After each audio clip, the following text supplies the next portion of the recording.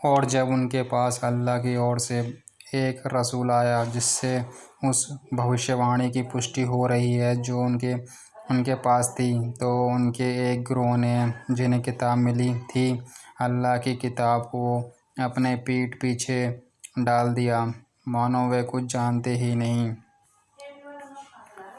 और जो वे उस चीज़ के पीछे पड़ गए जिसे शैतान सुलेमान की बादशाही पर थोप कर पढ़ते थे। हालांकि सुलेमान कोई कुफ्र नहीं किया था, बल्कि कुफ्र तो शैतानों ने किया था। वह लोगों को जादू सिखाते थे और उस चीज़ में पड़ गए जो बाबिल में दोनों फरिश्तों हारूत और मारूत पर उतारी गई थी, और वे किसी को भी सिखाते न थे जब तक कि कह न देते, हम तो बस एक परीक्षा हैं, तो तुम कुफ्र में ना पड़ना। तो लोग उन दोनों से वह कुछ सीखते हैं जिसके द्वारा पति और पत्नी में अलगाव पैदा कर दे। यदि वे उससे किसी को भी हानि नहीं पहुंचा सकते थे। हाँ, यह और बात है कि अल्लाह के हुक्म से किसी को हानि पहुंचाने वाली ही हो, और वह कुछ सिखाते हैं जो उन्हें हानि ही पहुंचाए और उन्हें कोई लाभ ना पहुंचाए, और उन्हें भली भांति मालूम है कि जो उसका ग्राहक बना उसका आखिरत में कोई हिस्सा नहीं। कितनी बुरी चीज़ के बदले उन्होंने प्राणों का सौदा किया। यदि वे जानते तो ठीक मार्ग अपनाते, और यदि वे ईमान लाते और डर रखते तो अल्लाह के यहाँ से मिलने वाला बदला कहीं अच्छा था। यदि वे जानते तो इसे समझ सकते। ए ईमान लाने वालों, रायना ना कहा करो, बल्कि जुराना कहा और सुना करो। और इनकार करने वालों के लिए दुखद यातना है।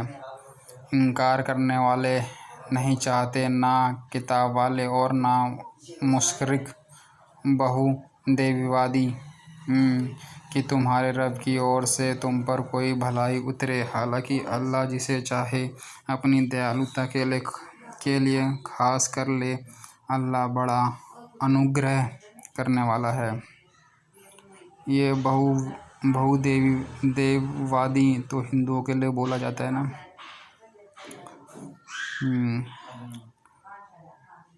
हम जिस आयत और निशान को भी मिटा दें या उसे बुला देते हैं तो उससे बेहतर लाते हैं, या उस जैसा दूसरा ही।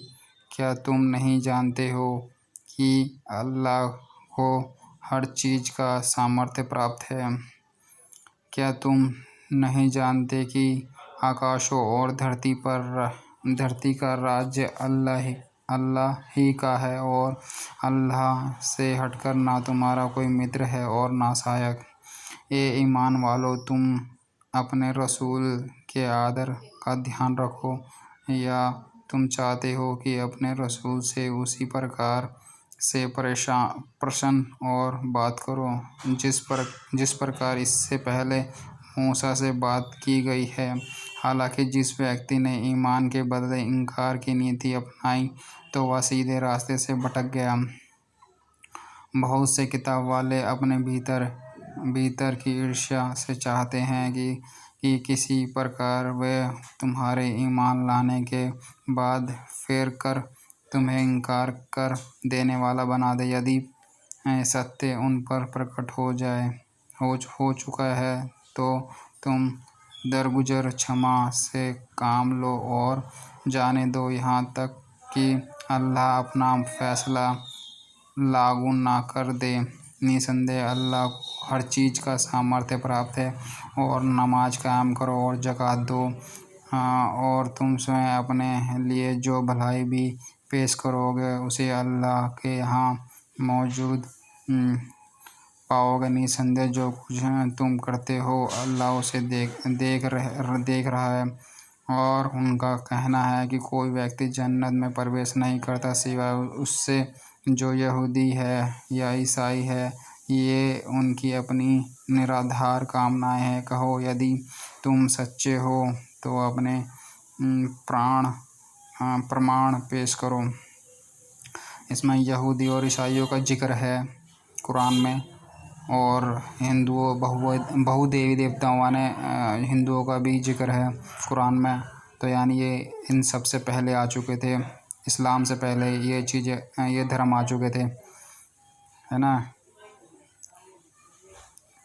क्यों नहीं, जिसने भी अपने आप को अल्लाह के प्रति समर्पित कर दिया और उसका कर्म भी अच्छे से अच्छा हो तो उसका प्रतिदान उसके रब के पास है। और ऐसे लोगों के लिए ना तो कोई भय होगा और ना वे शोकाकुल होंगे।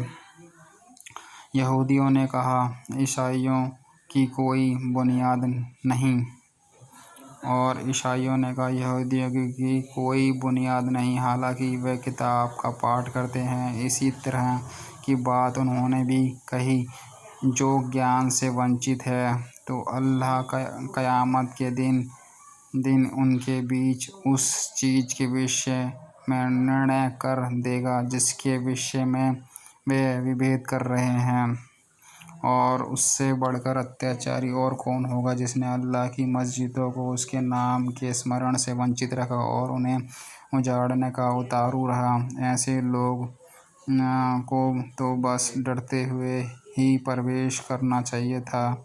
उनके लिए संसार में रुसवाई अपमान है और उनके लिए आखिरत में बड़ी यातना नियत है। पूरब और पश्चिम अल्लाह ही के हैं, अंत जिस ओर भी तुम रुख करो उसी और अल्लाह का रुख है। निसंदेह अल्लाह बड़ा समाई वाला सर्वव्यापी सर्वज्ञ है। कहते हैं अल्लाह औलाद रखता है, महिमा वाला है। वह पूरब और पश्चिम ही नहीं बल्कि आकाशों और धरती में जो कुछ भी है उसी का है। सभी उसके आज्ञाकारी हैं। वह आकाश और धरती का प्रथमत पैदा करने वाला है। वह तो जब किसी काम का निर्णय करता है तो उसके लिए बस कह देता है कि हो जा और हो जाता है। यानी अल्लाह के कहने पर जो अल्लाह कहते हैं हो जाए तो हो जाता है सब कुछ। भगवान है, गॉड हैं, तो होगा ही सब चीज़। जिन्हें ज्ञान नहीं वे कहते हैं अल्लाह हमसे बात क्यों नहीं करता या कोई निशानी हमारे पास आ जाए। इसी प्रकार इनसे पहले के लोग भी कह चुके हैं, इन सब के दिल एक जैसे हैं। हम खोल कर निशानियाँ उन लोगों के लिए बयां कर चुके हैं जो विश्वास करें। निश्चित रूप से हमने तुम्हें हक़ के साथ शुभ सूचना देने वाला और डराने वाला बनाकर भेजा। भड़कती आग में पड़ने वालों के विषय में तुमसे कुछ ना पूछा जाएगा। ना यहूदी तुमसे कभी राजी होने वाले हैं और ना ईसाई, जब तक कि तुम उनके पंथ पर ना चलने लग जाओ। कह दो अल्लाह का मार्गदर्शन ही वास्तविक मार्गदर्शन है। और यदि उस ज्ञान के पश्चात जो तुम्हारे पास आ चुका है तुमने उनकी इच्छाओं का अनुसरण किया तो अल्लाह से बचने वाला ना तो तुम्हारा कोई मित्र होगा और ना सहायक।